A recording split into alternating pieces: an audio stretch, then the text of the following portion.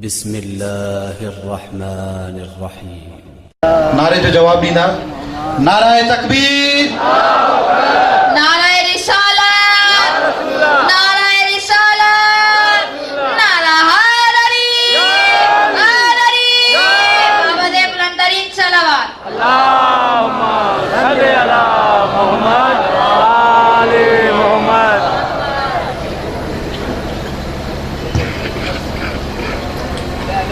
فاتحة. بسم الله الرحمن الرحيم. الحمد لله رب العالمين الرحمن الرحيم مالك يوم الدين.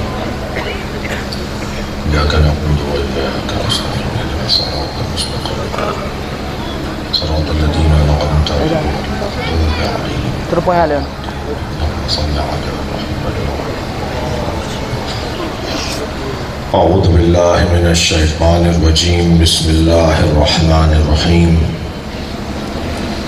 الحمد لله الذي لا يبلغ مدحته القائلون ولا يحصي نعماءه العادون ولا يعدي حقه المجتهدون الذي ليس لصفته حد محدود ولا نعت موجود ولا وقت معدود ولا أجل ممدود فطر الخلائق بقدرته ونشر الرياح برحمته والصلاة والسلام على الرسول المسدد المصطفى العمجد المحمود الأحمد سيدنا ومولانا ومولى الكونين جد الحسن والحسين عاني والقاسم محمد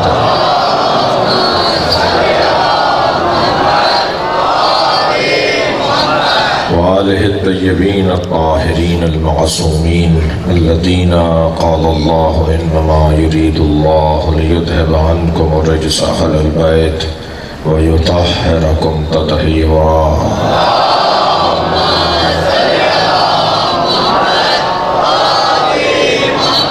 ولعنة الله على أعدائهم أجمعين من يوم عداوتهم إلى قيام يوم الدين. أما بعد قال الحكيم في القرآن الكريم. بسم الله الرحمن الرحيم. النبي أولى بالمؤمنين من أنفسهم وأزواجه أمهاتهم صلوات.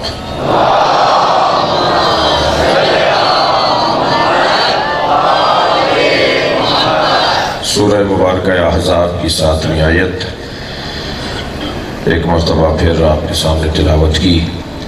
اللہ اپنے مصطفیٰ کی عظمت کو بیان کر رہا ہے. النبی اولیٰ بالمؤمنین من انفسہم.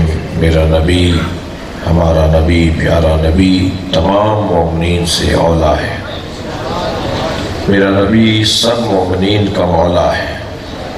میرا نبی تمام مومنین سے افضل ہے. وَأَزْوَاجُهُ أُمَّهَاتُهُمْ، اور اس کی زوجائیں مومنین کی مائیں ہیں. عزیزان گرامی، کل کی مجلس میں ام الایمان، ام الاسلام جناب خدیجۃ الکبریٰ کا ذکر ہوا، اور بی بی کے ذکر فضیلت میں یہ بات طے ہے کہ جناب خدیجہ نبی کی پہلی زوجہ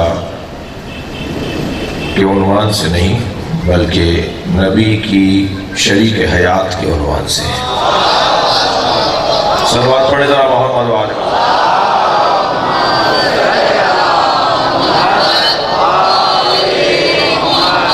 توجہ کر رہے ہیں آپ. ممکن ہے کوئی اسے عربی اور فارسی کی ترکیب کا فرق بیان کرے کہ ام المومنین کہہ دیا، زوجہ نبی کہہ دیا تو یہ عربی میں کہہ دیا، اور شریک حیات کہہ دیا تو یہ فارسی میں کہہ دیا. ترکیب فارسی کی اگرچہ دونوں لفظ عربی کے ہیں، حیات بھی اور شریک بھی، لیکن یہ ترکیب فارسی کی ہے. تو نبی مکرم کی حیات طیبہ کی شریک بی بی کی ذات. اگر شریکت النبی سمجھنا ہونا تو شریکت الحسین سمجھے. صلوات پڑھے ذرا محمد و آل محمد.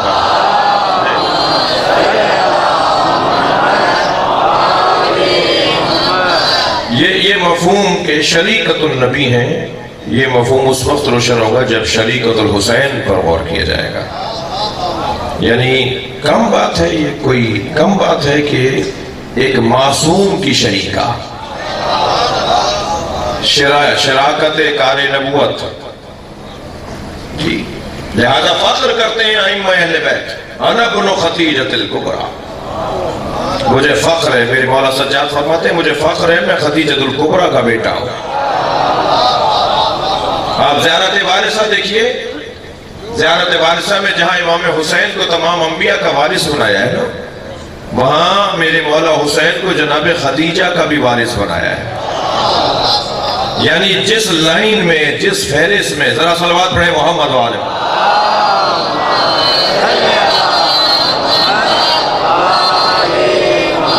جس فہرست میں انبیاء کرام کو ذکر کیا گیا، حضرت آدم کو، حضرت نوح کو، حضرت موسیٰ کو، حضرت عیسیٰ کو، حضرت ابراہیم کو، حضرت عیسیٰ کو، جس فہرست میں نبی مکرم کی وراثت کی بات ہوئی ہے، جس فہرست میں جناب زہرا کی وراثت کی بات ہوئی ہے، بی بی کی وراثت سے پہلے جناب خدیجہ کے بیٹے ہونے پر میرے معصوم امام حسین کی عزت یہ بتا رہے ہیں کہ وہ خدیجہ کے نواسے ہیں۔ یہ اس کو ہم بہت ہی سرسری لے لیتے ہیں اور گزر جاتے ہیں ان الفاظ پر غور کیے بغیر، جبکہ ان تمام مفاہیم کے اوپر غور کرنے کی ضرورت ہے۔ تبھی توجہ چاہوں گا عزیزان گرامی، تو بی بی کا بیان بہت ہی روشن سرکار کی خدمت میں کل کچھ دیر حاضر رہا، مگر چونکہ میں نے کہہ دیا تھا کہ آج ہم سرکار کی دوسری زوجہ پر بھی غور کریں گے۔ دوسری زوجہ، یہ دوسری وہ زوجہ محترمہ ہے کہ جو مکے میں نبی کے ساتھ رہی، جناب سودا بنت زمعہ جی بنت عبد شمس، یہ حضرت عبد شمس اور حضرت ہاشم سگے بھائی، حضرت ہاشم جن کے بیٹے عبد المطلب، جن کے فرزند ابو طالب، جن کے بیٹے حضرت عبداللہ، حضرت علی، حضرت نبی مکرم، یہ سلسلہ حضرت ہاشم کا ہے، لہذا انہیں ہاشمی کہا جاتا ہے۔ حضرت ہاشم کی اولاد عبد المطلب، حضرت عبد المطلب کی اولاد حضرت ابو طالب یا حضرت عبداللہ، حضرت ابو طالب کی مولا علی اور حضرت عبداللہ کی مولا نبی، تو یہ حضرت ہاشم کی اولاد ہے۔ عبد شمس کی اولاد میں حضرت سودا کے والد، دادا، پھر والد، یہ پڑنواسی ہیں عبد شمس کی۔ عبد شمس اور ہاشم دو سگے بھائی اور جڑواں بھائی، صرف سگے بھائی نہیں ہیں بلکہ دونوں جڑواں بھائی ہیں، اور جڑواں ایسے بھی نہیں کہ دونوں کی ایک وقت میں ایک ساتھ، ہم کہتے ہیں دو بچے دنیا میں ایک ساتھ آئے ہیں تو یہ جڑواں کہلاتے ہیں، یہ ویسے بھی جڑواں تھے۔ حضرت ہاشم کا ہاتھ ان کی پیشانی پہ تھا، چپکا ہوا تھا، پیشانی پہ چپکا ہوا تھا۔ جب ولادت ہو گئی دونوں بچوں کی تو حضرت ہاشم کے ہاتھ کو حضرت عبد شمس کے پیشانی سے ہٹایا گیا تھا، اس وقت کے طبیبوں نے ہٹایا تھا جی۔ تو یہ نواسی ہیں، یعنی پوتے کی بیٹی ہیں حضرت سودا۔ تھک تو نہیں رہے نا؟ تھوڑی سی ہسٹری کی بات ہے، ذرا دلچسپی آپ کی چاہوں گا۔ یہ حضرت عبد شمس کی پوتے کی بیٹی ہیں، ایسا ہی ہے۔ اب یہاں نبی مکرم کے ساتھ ان کا جو تعلق بنا ہے وہ عزیزان گرامی مکہ المکرمہ میں بنا ہے، ہجرت سے پہلے شادی ہوئی ہے۔ حضرت خدیجہ کی رحلت اور ہجرت کے درمیان تقریباً 1 سال گزرا ہے، اور حضرت سودا سے نبی مکرم کی جو شادی ہوئی ہے وہ 7 مہینے بعد ہوئی ہے، ٹھیک ہے؟ یعنی ہجرت کرنے سے پہلے، مکہ چھوڑنے سے پہلے نبی مکرم کے ساتھ جو مکے میں زوجہ آئی ہیں وہ حضرت سودا ہیں۔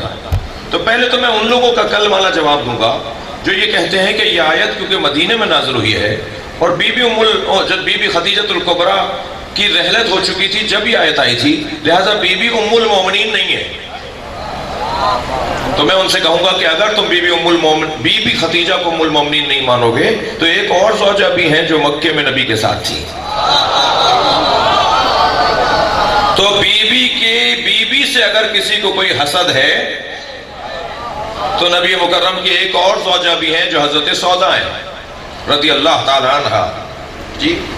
یہ 7ویں مہینے میں نبی مکرم کے ساتھ انتقال ہوا۔ ان کے شوہر سکران کے نام سے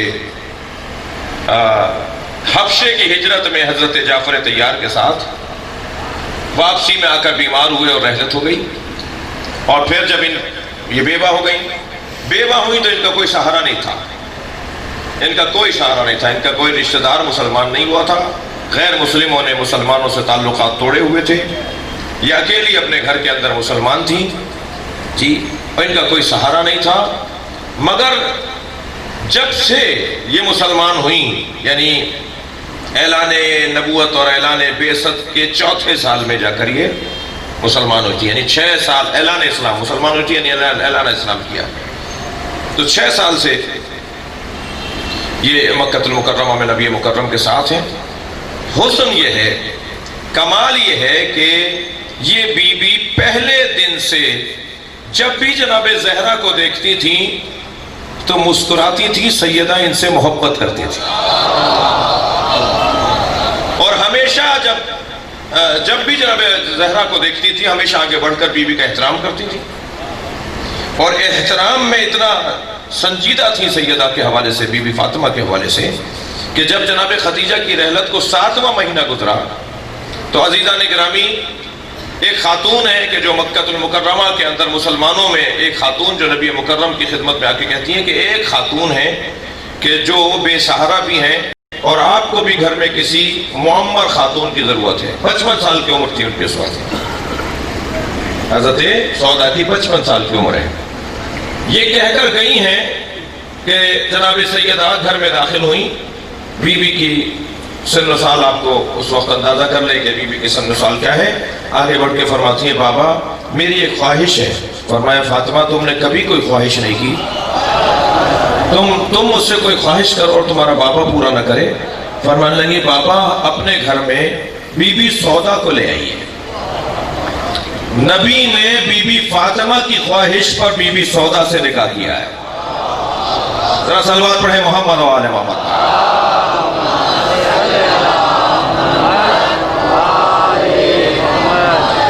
یہ بی بی تمام بیویوں میں آگے چلوں گا اگر میرے قسمت میں ہے اور توفیق ہے، آئندہ سال اگر یہ گفتگو بڑھی تو اور جو نبی کی زوجائیں ہیں ان کے بارے میں غور کریں گے تو پھر ہمیں تھوڑا سا اندازہ ہوگا کہ کس بی بی کی کتنی قربانیاں ہیں، نبی مکرم کی زندگی میں کس بی بی کی کتنی قربانی ہے۔ حضرت سودا کے حوالے سے میں اتنا کہوں گا کہ اس بی بی میں تین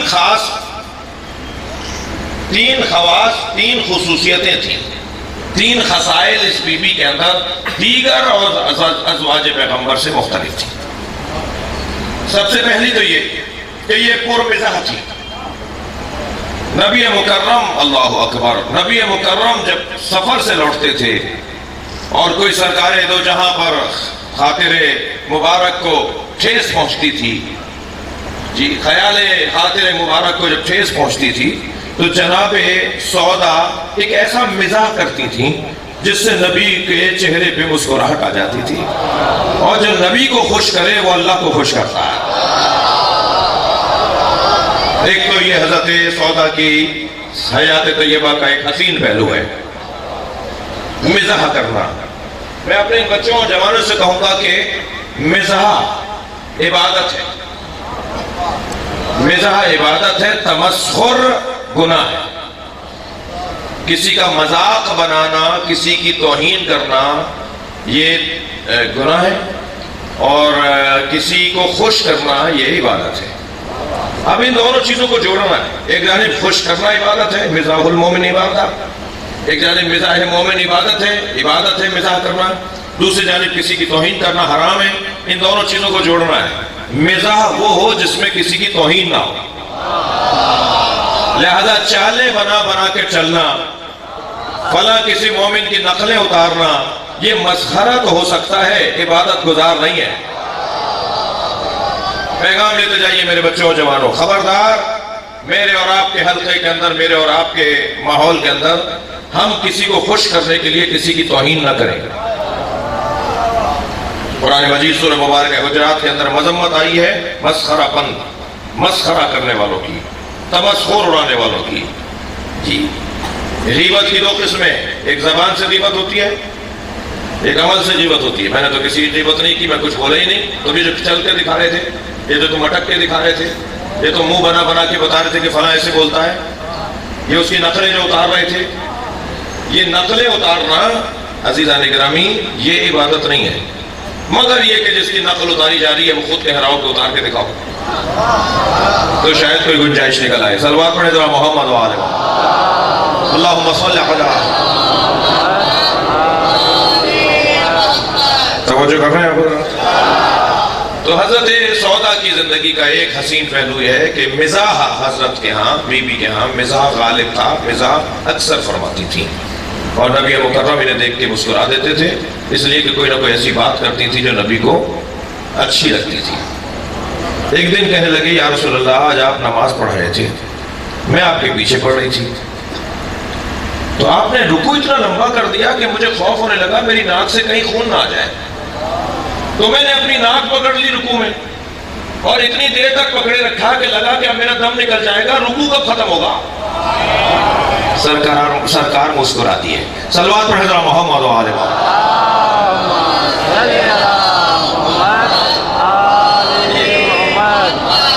سننا چاہ رہے ہیں نا ابھی تھوڑی سی اسٹیج.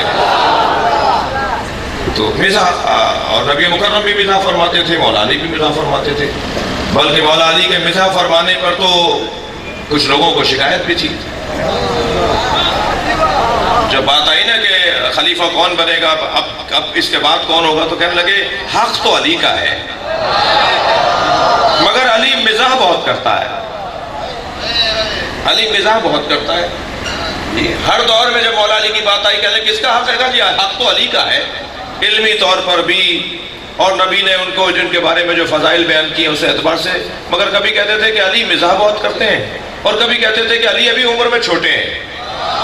تو یہ اگر کسی قابل شخص کو چھوٹا بولا جائے نا تو بولنے والا بھی بہرحال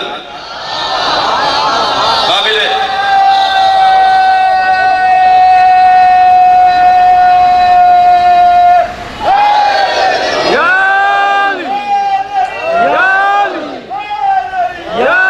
بلندتر صلوات پڑھیں گے محمد والا.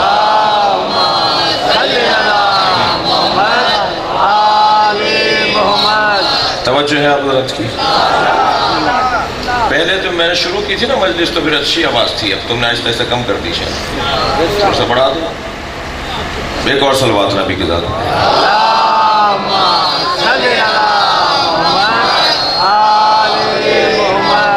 مولا علی علیہ السلام تشریف فرما ہے، دائیں اور بائیں مولا کے دو معروف شخصیات چل رہی ہیں. تو ایک شخص نے کہا، ایک شخصیت نے کہا کہ علی ہم دونوں کے درمیان ایسا ہے جیسے لنا کے نون، لنا کا نون، لنا لکھتے ہیں لام نون الف لام، لام نون الف لنا، عربی میں کہتے ہیں لنا یعنی ہمارے لیے، مگر لنا میں لام بھی ایک ڈنڈا ہے، نون پھر ایک نقطہ ہے، پھر ایک ڈنڈا ہے لنا. تو کہنے لگے کہ ہم دونوں کے درمیان علی ایسے ہیں جیسے لنا کا نون.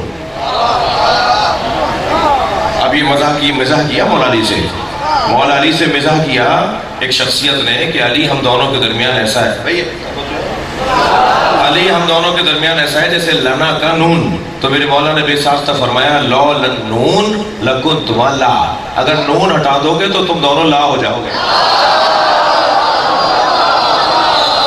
بھائی صلوات پڑھیں محمد و آل محمد.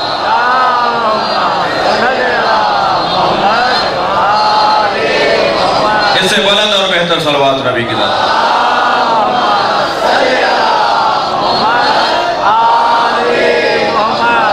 حضرت سودا کی زندگی کا ایک، بی بی کی سیرت پر بات کر رہے ہیں. بی بی کی سیرت میں ایک پہلو یہ کہ بی بی مزاح فرماتی تھی، اور مزاح کرنا عبادت ہے. دوسری سیرت کا پہلو جو بی بی کی سیرت کا دوسرا پہلو ہے وہ بڑا نرالا ہے. میرے معصوم، اب اس کو بتانے سے پہلے تمہید لے رہا ہوں، میرے چھٹے امام، امام جعفر صادق علیہ السلام کی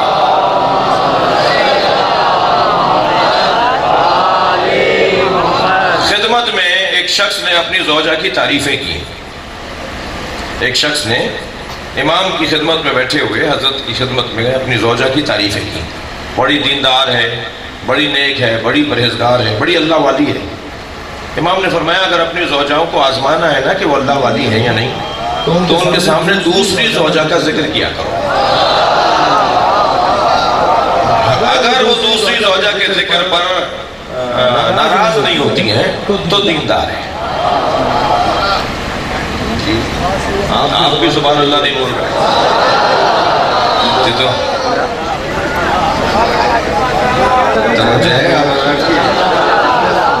بھائی خوش ہونے میں کیا پریشانی ہے؟ ویسے ہی خوش ہونے میں کیا مسئلہ ہے؟ توجہ ہے نا حضرات کی توجہ چاہوں گا آپ سے. تو بی بی کی سیرت میں ایک حسین پہلو یہ تھا کہ بی بی نے اپنا وقت دیگر زوجاؤں کے حوالے کر دیا تھا. فرماتی تھی یا رسول اللہ میرے لیے تو یہی سعادت ہے کہ میں آپ کی زوجہ ہوں. اگر کوئی زوجہ آپ سے وقت مانگ رہی ہے تو میرا وقت اسے دے دیجئے. بڑے جگر کی بات ہے. صلوات پڑھیں ذرا محمد والے.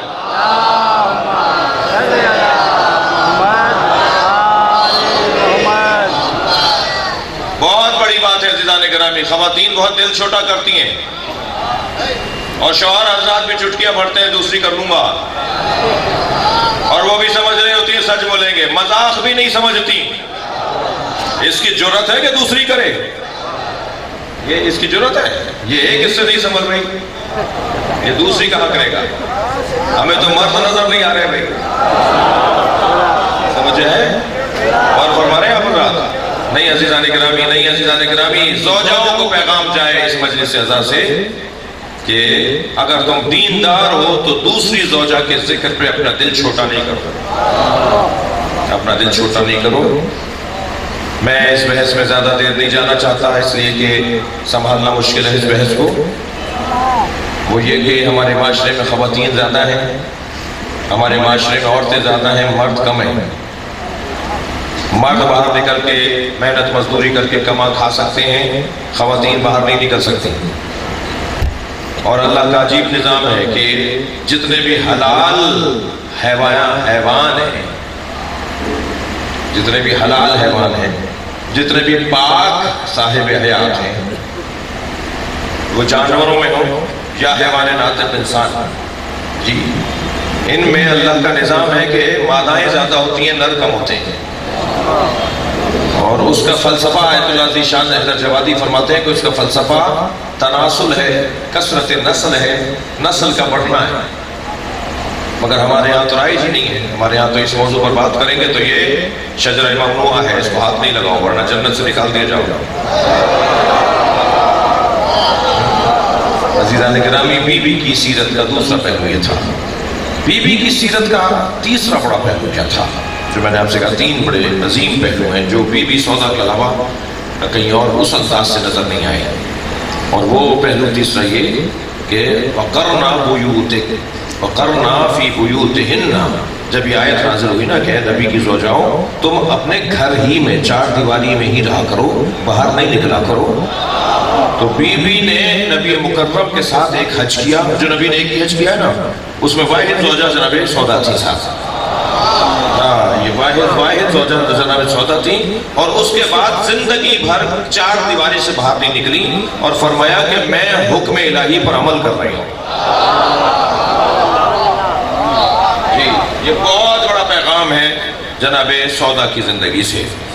عزیزان گرامی بہت مشکل ہے ہمارے معاشرے کے اندر شادیوں کے حوالے سے کف کو تلاش کرنا، ہمسر کو تلاش کرنا، بہتر جوڑا بنانا بہت مشکل ہے. معاشرہ یہ سمجھتا ہے کہ دونوں کے قد ایک جیسے ہیں، دونوں کے رنگ ایک جیسے ہیں، دونوں کے خاندان اونچے ہیں، دونوں نے MBA کیا ہوا ہے مثلا تو یہ برابر ہو گئے. برابری کی بنیاد یہ نہیں ہے. برابری کی بنیاد یہ نہیں ہے. برابری کی بنیاد ایمان اور عمل صالح ہے. ہاں وہ چیزیں بھی ہونی چاہیے، تعلیم ایک جیسی ہو، رہن سہن ایک جیسا ہو تاکہ الجھنیں نہ ہو. میں ایک یونیورسٹی میں گیا تو ایک بچی نے مجھ سے کہا، وہ سنی لڑکی تھی، کہنے لگی کہ آپ مولوی حضرات سنی شیعہ کی شادی کی اجازت کیوں نہیں دیتے؟ میں نے کہا جی میں نے تو کبھی منع نہیں کیا کہ سنی شیعہ کی شادی نہیں ہونی چاہیے، مگر تم نے یہ سوال تو کر لیا کہ سنی کی شیعہ کے ساتھ شادی کی اجازت ہونی چاہیے، تم کبھی یہ کیوں نہیں سوچتے کہ پختون کی پنجابی کے ساتھ شادی، سندھی کی مثلا پنجابی کے ساتھ شادی، یہ کیوں نہیں ہوتا ہمارے پاس؟ یہ کیوں نہیں ہوتی؟ وہ اس قوم کے ساتھ شادیاں کیوں نہیں ہوتی؟ تو جواب یہی آتا ہے کہ ثقافتیں مختلف ہیں، کلچر مختلف ہے، رہن سہن مختلف ہے، اٹھ بیٹھ مختلف ہے۔ حرام تو نہیں ہے کہ اگر سندھی کی پختون سے شادی ہو جائے یا پنجابی کی مثال پختون سے شادی ہو جائے، حرام تو نہیں ہے، اسلام نے تو اجازت دی ہے، مگر کیوں نہیں ہوتا ہمارے ہاں؟ کیوں ہمارے بڑے کہتے ہیں جی ہم اپنے ہی برادری میں دیتے ہیں، ہم اپنے ہی جاننے والوں میں دیتے ہیں؟ وہ کیوں صحیح ہے اور ایسا نہ کرنا غلط نہیں ہے؟ وہ کیوں ہے؟ وہ اس لیے کہ ثقافتیں مختلف ہیں۔ جب آپ زبانوں کی تبدیلی سے ثقافتوں کی تبدیلی کو مان لیتے ہیں تو پھر نماز پڑھنے کا طریقہ مختلف ہے، روزہ کھولنے کا طریقہ مختلف ہے، وہ کالے کپڑے پہنتی ہیں، وہ لال کپڑے پہنتے ہیں، تو یہ ایک ثقافتوں کا فرق ہے نا۔ تو یہ ایک جیسا پن جو ہے وہ کفر کا عنوان ایمان کی بنیاد پر ہونا چاہیے۔ اب یقیناً نبی مکرم کا تو کوئی کفر ہے نہیں، تھکے نہیں ہیں؟ سرکار کی کوئی زوجہ قربان جائیں میرے ماں باپ میری نسلیں جناب خدیجہ کی جوتیوں پر، مگر خدیجۃ الکبریٰ بی بی نبی مکرم کے برابر تو نہیں ہے۔ جب بی بی خدیجہ ہی برابر نہیں ہے تو پھر اور کون سی زوجہ برابر ہو؟ جی تو نبی کے برابر نہیں ہے کوئی زوجہ۔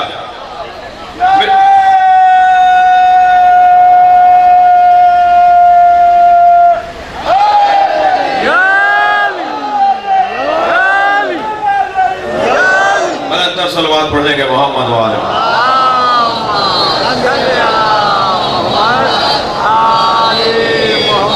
توجہ کر رہے ہیں نا حضرات؟ تو سرکار کی کوئی زوجہ نبی کے برابر نہیں ہے، مولا علی کی کوئی زوجہ مولا علی کے برابر نہیں ہے۔ دنیا میں جوڑا برابری کی بنیاد پر ایک ہی بنا ہے، وہ ہے علی و بطول کا جوڑا۔ علم میں برابر، تقوی میں برابر، شجاعت میں برابر، سخاوت میں برابر۔ جتنی آیتیں جناب زہرا کی شان میں آئی ہیں وہ مولا علی کو بھی شریک ہیں، جتنی آیتیں مولا علی کی شان میں آئی ہیں ان میں جناب زہرا بھی شریک ہیں۔ تو برابری کی بنیاد پر صرف ایک ہی جوڑا ہے۔ باقی ہمارے لیے تعظیم کا حکم ہے، باقی ہمارے لیے حکم ہے کہ ان کا ادب کرو، احترام کرو، اس لیے کہ انہیں نبی سے نسبت ہے۔ عزیزان گرامی، جناب سودا مولا نبی کی رحلت کے 15 سال بعد تک زندہ رہیں، اور آپ نے ہمیشہ اہل بیت کی عظمت اور اہل بیت کی حمایت میں زندگی گزاری۔ جب کبھی جناب زہرا کے بچوں کی بات آتی، جناب زہرا کی بات آتی، کھڑی ہو جاتی تھی جناب زہرا کے آنے پر اور لوگوں سے کہتی تھی کہ میں سنت نبی میں عمل کر رہی ہوں، میں نے اس بی بی کے آنے پر نبی کو کھڑے ہوتے ہوئے دیکھا ہے۔ میں نے اس بی بی اور بی بی چند بیویوں میں سے ایک بی بی جناب سودا تھی جن سے بی بی زہرا مشورہ کرتی تھی، بات کرتی تھی، بیٹھتی تھی ان کے ساتھ، ان سے راز کی باتیں فرماتی تھی، ان سے مشورہ کرتی تھی، اپنے گھر کی بڑی مانتی تھی، احترام کرتی تھی۔ بابا سے نسبت ہے، میرے بابا سے نسبت ہے۔ عزیزو بات کچھ اور بھی کرنے کی ہے، مگر انشاءاللہ قسمت ہوئی تو آئندہ کی مجلسوں میں اتنا کہتا ہوں آگے بڑھوں کہ ان زوجاؤں کا بڑا کردار ہے، ان زوجاؤں کا بڑا کردار ہے۔ کربلا میں کئی زوجائیں ہیں کہ جنہوں نے اپنے شوہر پر اپنے بچوں کو قربان کیا ہے۔ عزاداروں، ان زوجاؤں میں ایک زوجہ کا نام بی بی رباب ہے، بڑی قربانی دی ہے بی بی رباب نے۔ ایک بچے کو اجلا سا کرتا پہنا کر، آنکھوں میں سرما لگا کر، بالوں میں کنگھی کر کے امام حسین کی آغوش میں دے دیا، اور جب امام حسین کی آغوش میں علی اصغر کو دے رہی تھی کنگھا کرتے ہوئے، سرما لگاتے ہوئے، تو رخسار پر بوسہ دیتے ہوئے فرمان لگی، اگر جنت میں دادی زہرا پوچھیں کہ تیری ماں نے منہ نہیں دھلایا تو کہہ دینا اماں میری ماں کے پاس پلانے کو پانی نہیں تھا، اور ایک مرتبہ امام حسین کی گود میں جب اس اجلے سے گھٹنے میں ملبوس بچے کو دیا تو لے کے چلے حسین ابن علی۔ یہ جناب رباب کی ایک قربانی زندان شام میں جناب رباب نے زندان کے حوالے کر دی۔ چلیے کچھ دیر کے لیے شام چلیے، اللہ آپ کو جناب سکینہ کی قبر کی زیارت کا شرف عطا فرمائے۔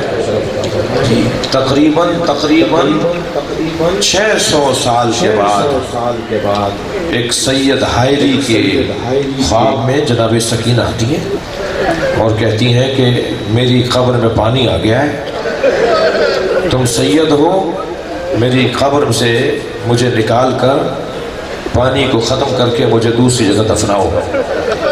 انہوں نے خواب دیکھا، سارے بچوں کو جمع کیا کہ میں نے رات کو یہ خواب دیکھا ہے۔ تو ادھر سے ایک بیٹی بولی، ادھر سے دوسری سیدانی بولی، بابا یہی خواب ہم سب نے دیکھا ہے، اجرکم اللہ اجرکم اللہ۔ ایک مرتبہ قناتیں لگائی گئیں، جی دمشق کے رہنے والے ہیں، قناتیں لگائی گئیں، بی بی قبر کو کھولا گیا۔ بڑا سخت مرحلہ ہے میں جو بیان کہنے جا رہا ہوں۔ جب جناب سکینہ کی قبر کو کھولا گیا نا تو بیویاں سیدانیاں جو آگے گئی تھی نا قبر میں بی بی کو اٹھانے کے لیے، وہ سیدانیاں روتی ہوئی باہر نکل کر آئیں۔ ان کے گھر کے سید مردوں نے پوچھا کیا بات ہے تم ایسے رو رہے ہو؟ کہنے لگے کہ اب تک ہاتھوں میں ہتھکڑیاں ہیں، اب تک رسیاں ہیں، اب تک اسیری کے آثار ہیں۔ اس بچی کو اسی کرتے میں دفنایا گیا جس میں وہ رحلت کر کے گئی۔ اجرکم اللہ اجرکم اللہ۔ اللہ آپ کو جناب سکینہ کی قبر کا شرف عطا کرے۔ عزادارو جب جائیں نا بی بی کی قبر پر جائیں تو جا کر ایک سلام عباس مولا کو بھی کیجیے گا، مولا عباس کو بھی ایک سلام کیجیے گا، اس لیے کہ جتنی بڑی قبر جناب سکینہ کی ہے نا اتنی ہی بڑی قبر جناب عباس کی بھی ہے۔ میں نے بہت سوچا کہ جس کا قد اتنا بڑا تھا، مولا عباس جب گھوڑے پر بیٹھتے تھے نا تو مولا کے گھٹنے گھوڑے کے کانوں تک آتے تھے، بڑا قد تھا مولا عباس کا۔ جس کا قد اتنا دراز ہو اس کی قبر چھوٹی کیوں ہے؟ میں نے مقتل میں پڑھا کہ جب امام حسین مولا عباس کا لاشا چھوڑ کے چلے گئے نا تو یزیدی لشکر میں ایک بات گشت کرنے لگی کہ عباس ابھی زندہ ہے۔ 100 تلوار بردار ظالم آگے بڑھے، اتنی تلواریں مولا کو ماری کہ جوڑ علیحدہ ہو گیا۔ جب مولا سجاد نے اجرکم اللہ تھکیں گے نہیں، جب مولا سجاد نے مولا عباس کا لاشا اٹھایا نا تو لاشا ڈھلک جاتا تھا، ایک چٹائی میں لپیٹ کے دفنایا۔ جتنی بڑی قبر جناب سکینہ کی ہے ایسی ہی اصلی قبر جناب عباس کی ہے۔ جب آپ جائیں شام بی بی کی قبر کے زیارت کے لیے تو عزادارو خاص خضوع و خشوع کا عالم ہوتا ہے۔ بی بی سکینہ کا جو ظاہر ہوتا ہے نا اس کی کیفیت ہی کچھ اور ہے۔